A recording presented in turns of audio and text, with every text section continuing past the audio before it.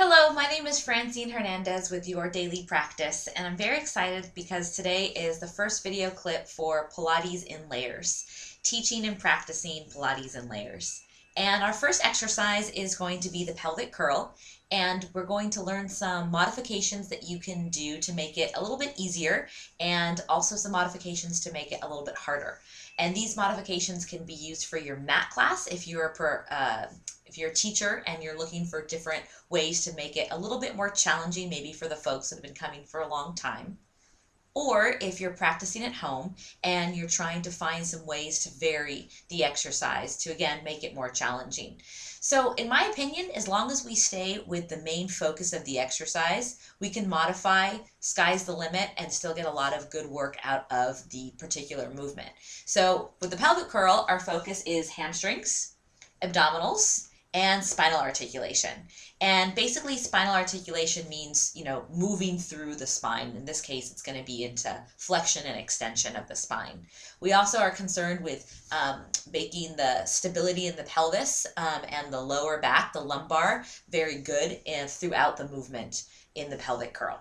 So let's get started. First, we'll start with the basic standard pelvic curl, also sometimes called a bridge.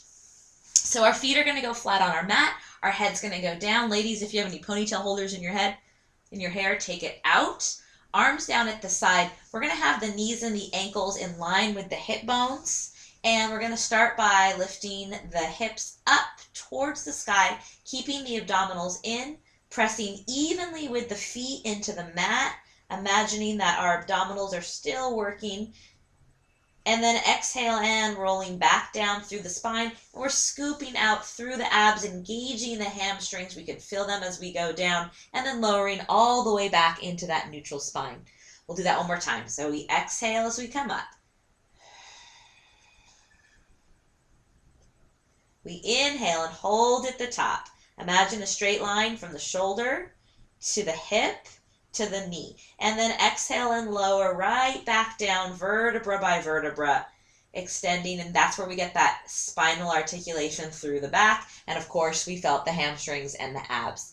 Now to make it a little bit more challenging, with still keeping with those three focus. So let's go ahead and walk the feet in a little bit closer. We're going to squeeze the inner thighs together. We're going to do the same movement. So already you start feeling another muscle group, the adductors, the inner thighs, a little bit more. And when we get up at the top, you can cue yourself or cue your clients to squeeze the inner thighs a little bit more firmly. Continue to squeeze them as you exhale and roll right back down. We'll do that again. Take an inhale at the bottom and exhale. Pull the abdominals in, scoop the belly, and then lift the hips up, pressing the feet evenly.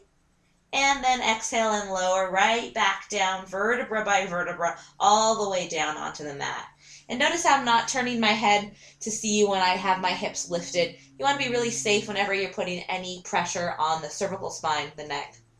So bringing that point up, safety and modifications. If your client's having a little bit of a hard time with the bridge, maybe they have some discomfort in their low back, you can ask them just to lift their hips up and then set them right back down, skipping the spinal articulation. Now, I know I said we should stay with our three objectives there, but again, if there's some pain in the area, of course you want to modify.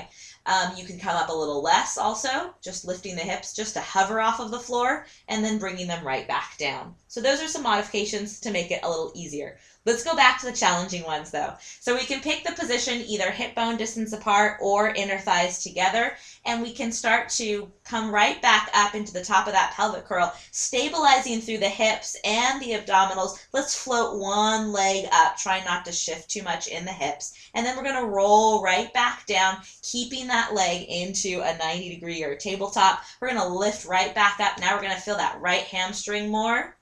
And then once we get up at the top again, let's switch the legs. So left foot down, we'll bring the opposite one up, and then start to roll through the spine, vertebra by vertebra, and lifting the hips up again, holding at the top, and then bringing the foot right back down. You can do that as many times as you want. we're going to go into another variation here. I'm going to bring my feet in a little bit closer. I'm going to lift my heels. And here I cue my clients to feel the ball of the foot and all the toes press it into the mat. And then again, we're going to roll down, feeling the hamstrings. And now you might feel the calves a little bit more since we have the heels lifted. And let's lift up again, pulling the abdominals in, lifting the hips up.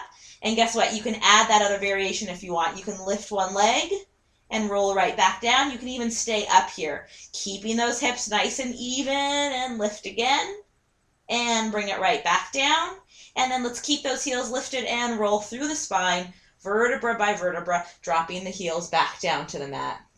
Very good. We can also do something with the arms. Now, I know my arms are going to go out of view a little bit, but imagine lifting my arms way back behind me. My palms are lifted. As I bring my hips up, I can bring my arms down to the mat, pushing my triceps into the mat, and imagine engaging the backs of the arms as you do that. And then as I roll through the spine, I can take my arms right back behind me and repeat. Lift the hips up and take the arms down. And then we're going to go ahead and let the hips roll all the way back down and rest. Very good. So one last thing for folks at home or for instructors with your private clients, one of my favorite props is the foam roller. And, you know, the foam roller is great to roll out on our IT band, the side of the legs. You runners out there know that that's a great exercise, or stretch rather, for the sides of the legs. But it's also my favorite prop to make things more challenging. So I'm sure you've done pelvic curls with your feet on the ball or maybe the Bosu, but have you tried on the foam roller? So we're going to keep the arches of the feet on the foam roller. And as we lift up, we're trying to press down into the foam roller and not push away. We actually don't want to see any movement in that foam roller. We're going to stay here, and you can go through all those same variations we did. Maybe not lifting the heels, but you can certainly try lifting one leg and then bringing it right back down. And oh my gosh, will you feel that hamstring control? And then right back down. And then we're going to just go ahead and try to keep that foam roller still. You can see mine's wobbling a little bit as I come all the way back down to the floor. So I hope that gives you some really fun ideas to make either your mat class or your personal practice a little bit more challenging. Also remember the two variations that I showed, coming up a little less or just lifting the hips up and not doing the articulation, for your clients that maybe have a little bit of discomfort in the back, or if you're trying to modify your own practice for any particular reason. I hope you enjoyed the first clip of Pilates and Layers, and I'll see you next time. Thanks for watching.